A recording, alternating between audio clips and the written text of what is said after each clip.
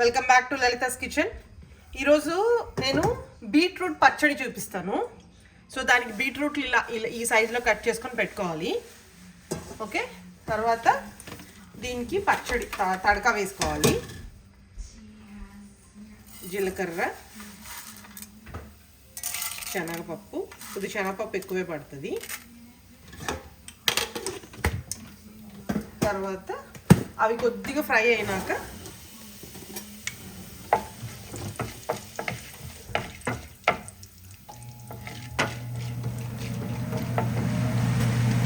దీంట్లో ఎండుమిరపకాయలు, ఇదే ఇంకా కారం, ఇంకా వేరే మిరపకాయల కారం ఏం వేయము. సో ఇది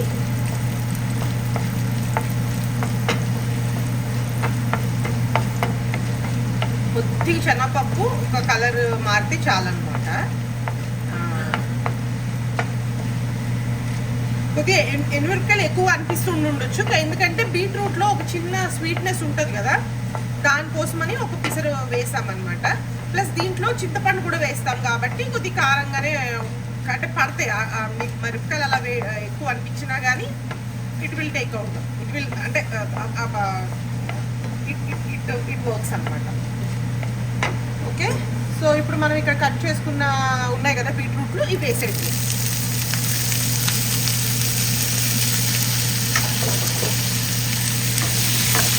వేసేసి దీంట్లో కొద్దిగా చింతపండు, కొద్దిగా ఉప్పు, దీంట్లో కొద్దిగా ఒక పిసరంతా చింతపండు వేసుకోవాలి. సో దీంట్లో ఒక పిసరంతా చింతపండు, ఓకే, ఎక్కువ అవసరం, జస్ట్ ఆ పులుపు కోసము. ఈ పచ్చడికి సరిపడేంత ఉప్పు వేసేసి ఈ ముక్క మెత్తపడాలన్నమాట. ముక్క మెత్తపడే వరకు మూత పెట్టేసి ఉడకబెట్టాలి. ఒకసారి చెక్ చేసుకుందాం మనం. సో బాగానే అవుతుంది కదా. ఏం లేదు, ఈ ముక్క ఇలా అంటే మంచిగా సాఫ్ట్గా విరిగిపోవాలన్నమాట.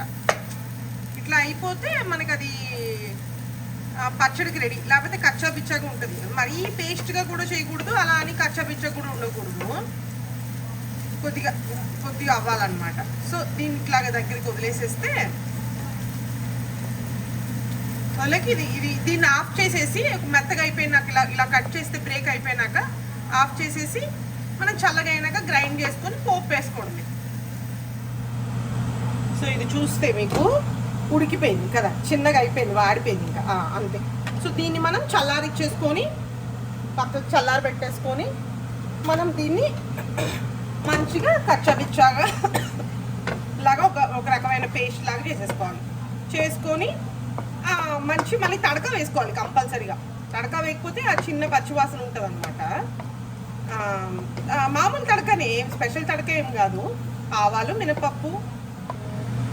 సో ఇప్పుడు మన పచ్చడికి గ్రైండ్ చేసేసాను.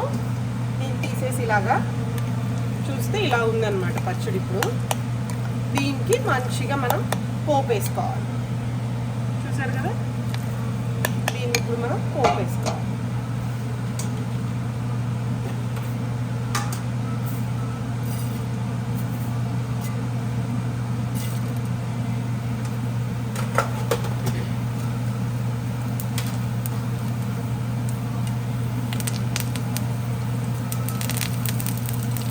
వెల్లిపాయలు ఏమి వేయలేదు కాబట్టి ఇంగు వేస్తున్నాను. మీకు కావాలంటే ఇందులో కొద్దిగా పచ్చడి ఎండుమిరపకాయలు కూడా వేసుకోవచ్చు, బట్ మనం ఇందాక బాగానే వేసాం కదా, అందుకనే ఇంక నేనేం వేయట్లేదు అనమాట.